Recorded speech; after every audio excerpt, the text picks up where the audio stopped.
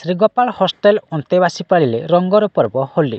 हिंदू मानकर पर्व हेउछि होली। रंगर पर्व होली को आनंद उल्लासर सहित पाली थांती। यह पर्व गाँव पल्ली पर्यंत पालुछंती।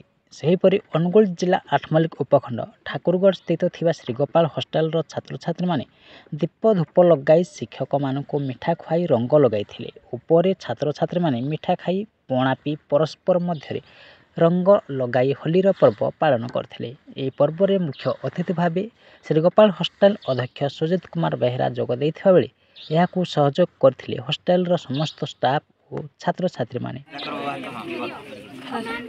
सम्माननीय मोर अतिथिवा आम हॉस्टेल सभापति महोदय एवं मोर गुरुजी और गुरुमा बृंद एटी आम एकत्रित होवार कारण है कि आज हूँ एक पर्व जहाँकि होली पर्व नाम आम नामित कर किंतु आम सहित आम घर को जाइना कारण एटी भी आम बहुत सांगमान अच्छा आम सहित ये होली पर्व पालिया आज दिनटा गोटे आम रंग पर्व आम हॉस्टेल आज बहुत धूमधाम पालन होची मो पिला मानक सहित ये होली पर्व सामिल है बहुत खुशी अनुभव कर। हैप्पी होली।